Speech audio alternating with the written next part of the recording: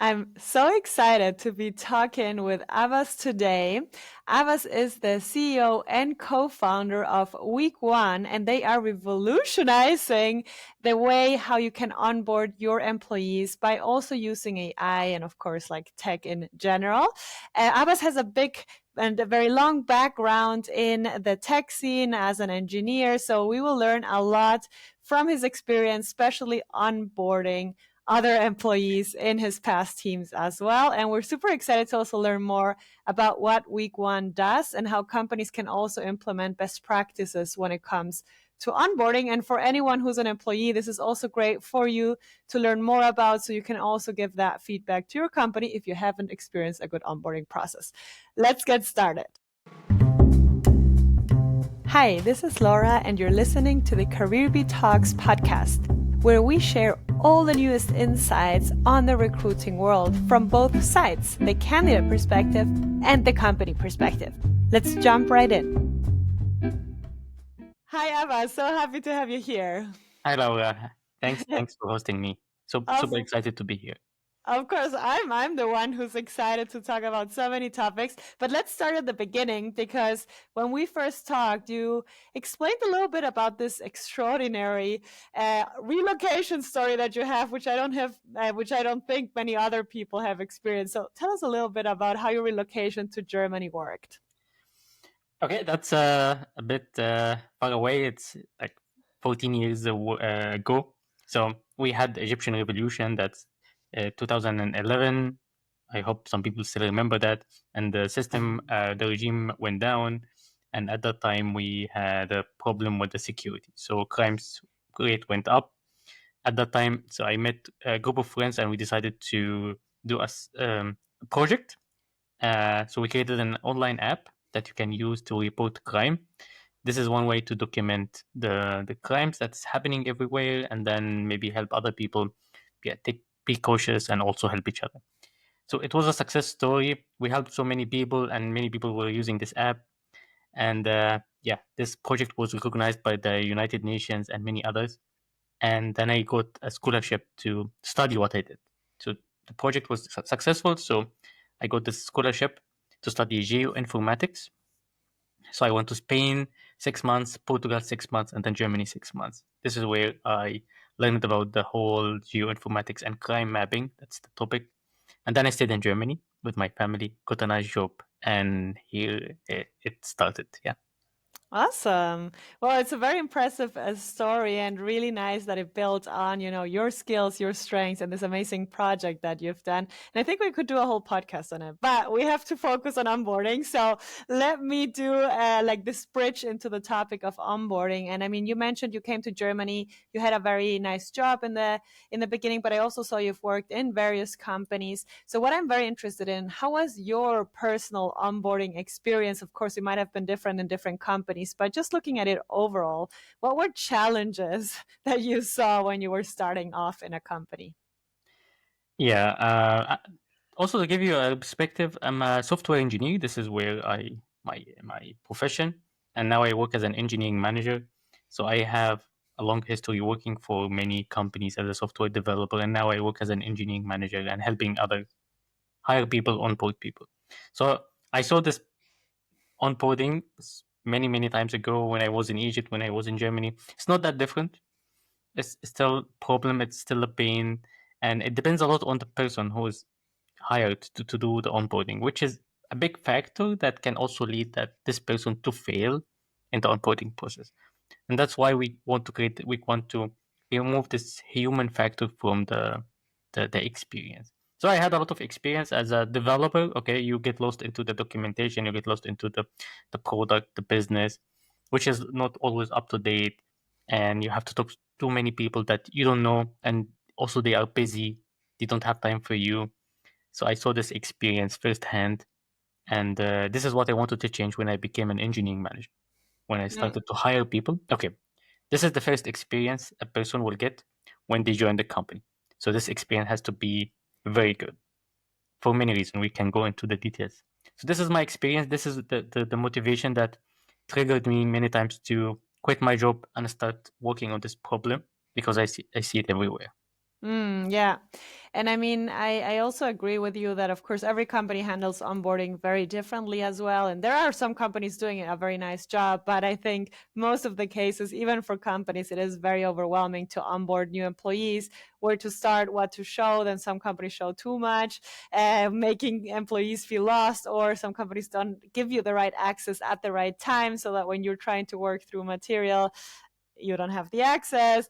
So yeah, I also agree with that. I've also seen those challenges happening. I mean, when I look back at my first job, I think that company did a very nice job, but it was also a little bit, I mean, analog in the sense that I got like this huge folder with I Yeah. don't know how many papers, but it was also a very big company, so they had like a whole day organized showing you around the campus. So it was overall a very, very good experience. So I cannot talk so much about the challenges in that specific company, but I've heard horror stories on the other hand. But you mentioned something very interesting, and here I really want to deep dive into the experiences you've had. So you also are a manager, and you had to onboard people. Before we talk about how you are also like changing and improving this process, what were the difficulties as a manager sometimes to onboard new team members? Oh my god. Yeah, I mean the problem with the onboarding that it doesn't have an owner, but nobody owns this process. To give you a comparison that maybe gives you the perspective, so this the recruiting process. So someone takes the lead, okay, the talent acquisition person, and then goes to it everything in this recruiting process, calling people, scheduling, yeah, meetings, collecting the feedback until this person get hired. So everything is organized, everything is synchronized.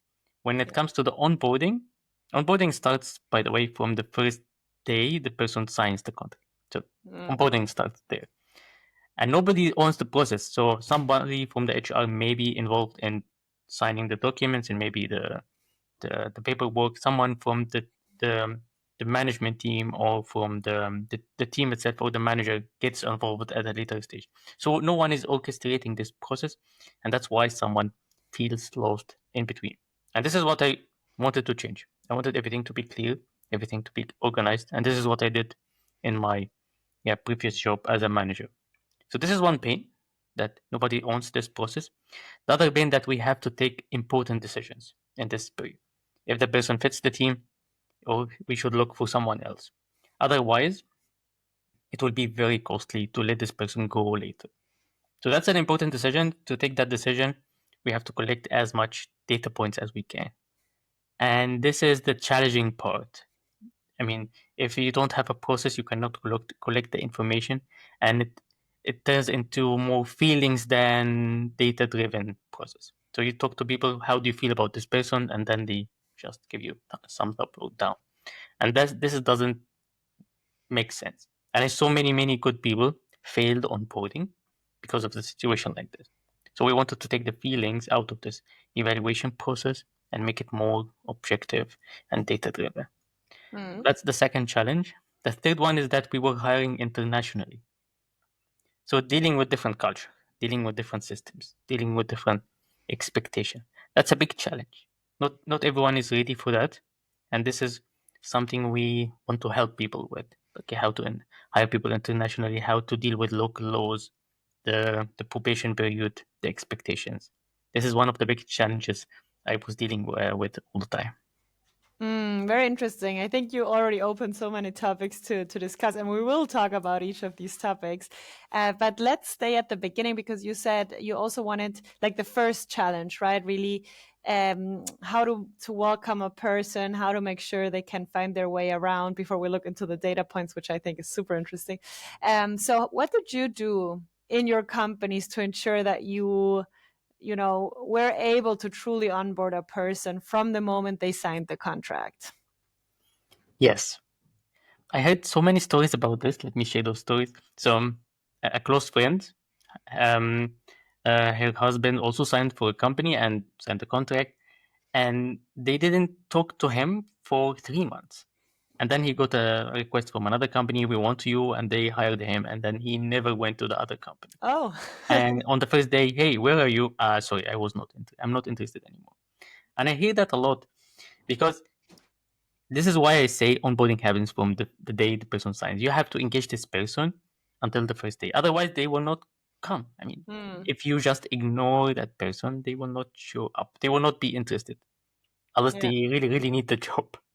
Mm. So this is how we help companies. We also have a lot of experience with this. How to engage the person during this period. How to give them a bit of information about the company, excite them about the culture, what they expect. Maybe invite them to meet people.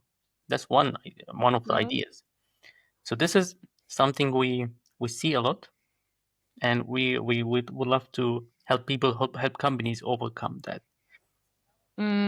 That's very cool. I remember back when I was doing my onboarding in my first company, they also sent me like a letter with like some information and things that I could already do, and it just makes you feel special, right? And then you feel a little bit more drawn to really stay at that process, even if the job is just going to start in 3 months. So I think that was a very good example to talk about. And now let's move on to challenge two, because I find that's something that I don't think many companies even think about when they consider how to do a good onboarding process, which is how can we create a process that allows us to collect data points to decide, is this the right person? I think that is such a wonderful thing to consider and to talk about. So what can companies do there? Like, what data points should you look out for, or how can you establish a process?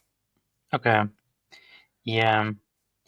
I mean, before diving into the data points, let's talk about yeah. We have two kinds of onboarding, right? The emotional part, okay? Mm-hmm. So you have a new person coming to your company. So this person doesn't know anyone inside. They are expected to do some work, and this person wants to prove him or herself, right? So there's a person, a human, right? Yeah. And there's like the process part, the work, the culture, and many things. So everybody, including me, I get an anxiety and the imposter syndrome every time I join a show Mm. because I don't know anyone. They know each other and they talk to each other and they are friends, and I'm just the outsider coming to this company. Mm. And then I have this imposter syndrome. Like, am I enough? Do I have enough experience to contribute? And this is the challenge that a company has to face. That they need to welcome this person and make them feel welcomed inside the Mm. team. And that's not an easy thing to do. And then comes to the work onboarding. So this person needs to feel that they can contribute to the company. If we just keep them learning so many days and weeks, they will get lost, they will get confused, and they will forget information. Right. So the way to solve to go around this is to help them add a value as quickly as possible. And this is what we try to do, to feel them welcome and then let them add a value as soon as possible. And this is what triggers the feedback loop quickly. So you do something and then we have a feedback process. So we give you feedback and then we have this quick feedback loop. And this is where we collect the data points. It's not about how good are you, it's Mm. about how improvement you can show. So you learn and then you do, and then you get feedback, and then you improve, and then you learn something else, and then you do, and then you do get a feedback, and then you improve. And when we collect all those data points, it gives you a clear sign. This person fits the job, can improve, can do more, and yeah, fits the company.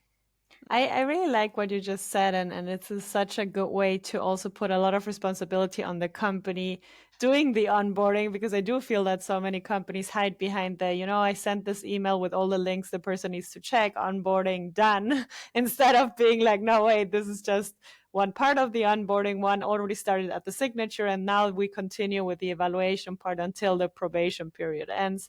So I think that is a very nice way to look at it, and I love that you really base it on feedback and learning loops, because that's what you look for in an employee. So I think that was also a really nice way to look at it. And it's the first time I hear it in such a, reflected and detailed way. And I think companies are just learning a lot on it. So thank you for sharing this. Now I have a question, because of course we're going to talk about week one. I'm super interested to learn more about what you do there. Just one step before that, what role does technology play in modern onboarding? What has changed, like especially when we look at onboarding in the past, and then also like how can companies use it in a better way? Yeah, that's the challenge that triggered us a lot because I mean, onboarding is not new. I mean, this was like happening, yeah, since forever. But now we have a lot of information. Like we have information overload.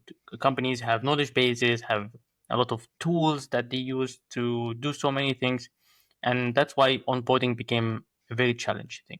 So documentation gets outdated very quickly, or nobody is documenting anything, and you have so many tools that you have to learn, and then you have to learn the best practice and the workflow inside the company. So there is a lot to learn, and that's why it's becoming harder and harder for new people to. I mean, I saw a statistic recently that says that people fail onboardings more now than before because of Hmm. that amount of information and tools and the learnings that they have to do. And this is where we come in with the AI. So now we have AI that can assist us in many ways. So we add this flavor everywhere we have a human. The new person, they have an access to an AI buddy that can help them learn and ask questions. So you don't have this fear of like asking a silly question like, "Hey, can I come late on a Hmm. Friday?" Or can I? What is the dress code of the company? So you have someone to ask questions, and if that AI buddy doesn't have the answer, it will look for it, ask someone else. So this takes the fear out of the process.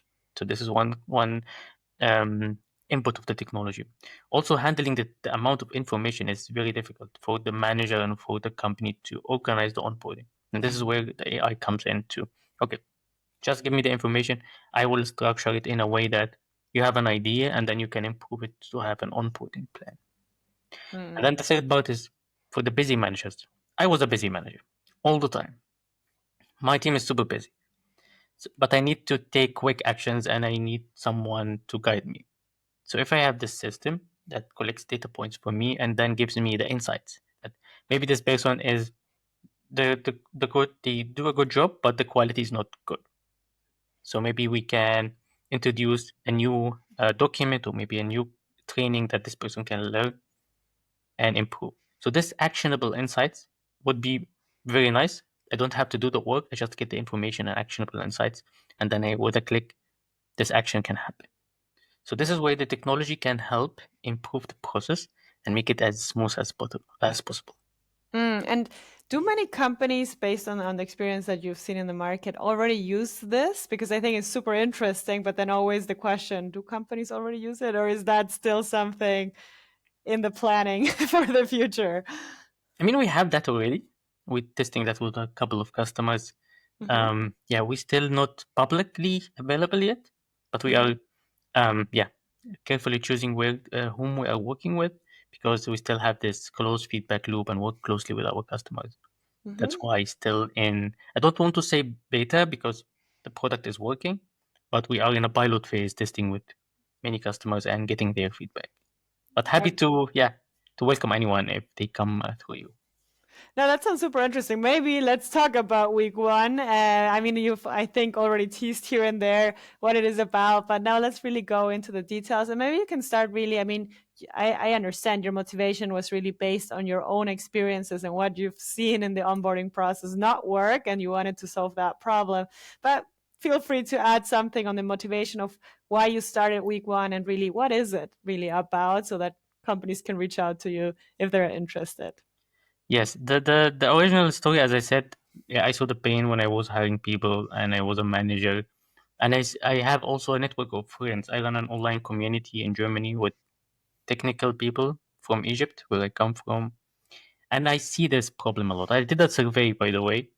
I interviewed almost 100 company, Mm. including Amazon, Facebook, Stripe, many big names, to understand is that something that maybe smaller companies has, or maybe the big companies have the same thing. Mm. And I discovered that big companies already have a team, onboarding team. It's not just an onboarding process, it's an onboarding team, Mm. and they orchestrate this the whole process across the whole company.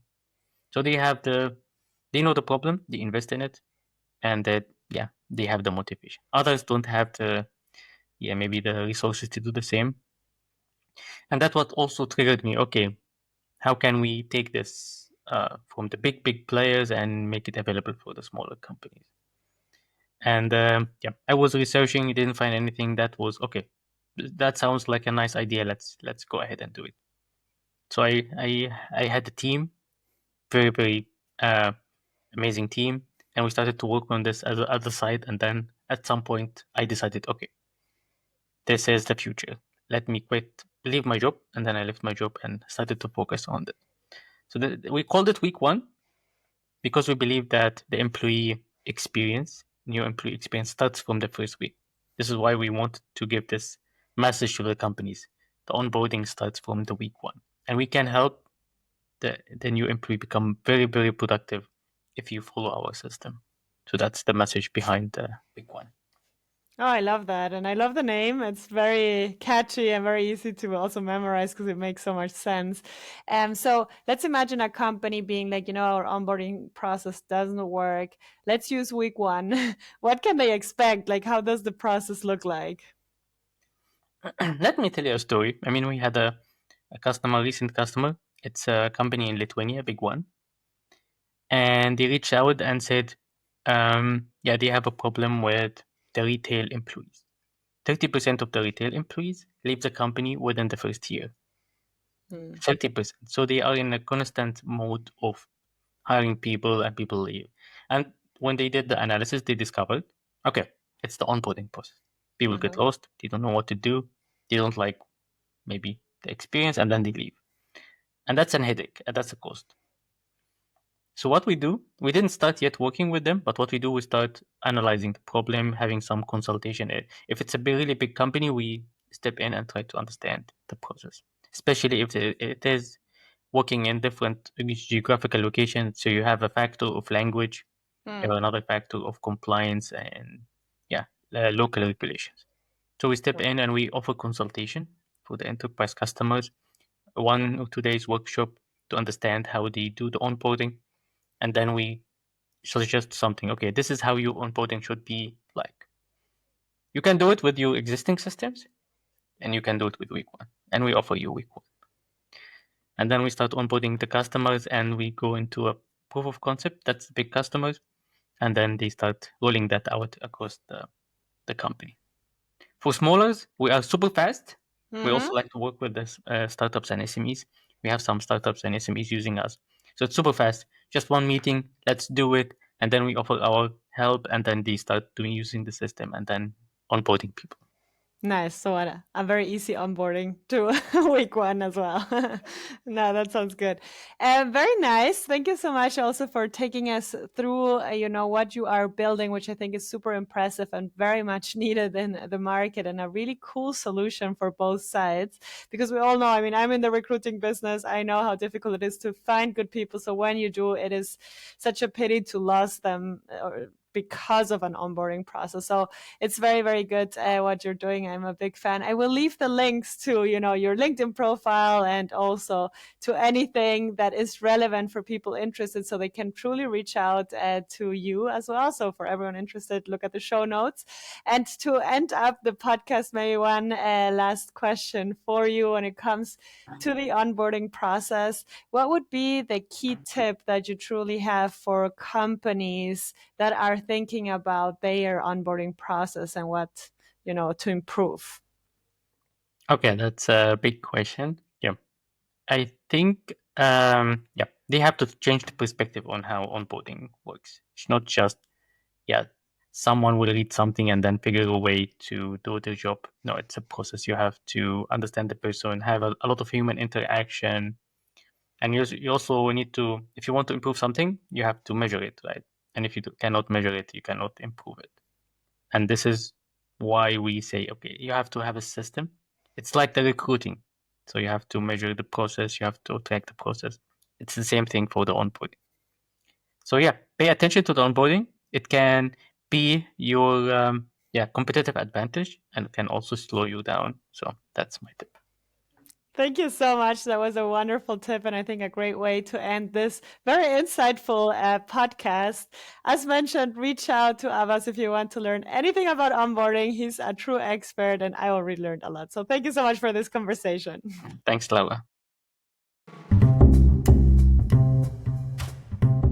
Thank you so much for listening to today's episode.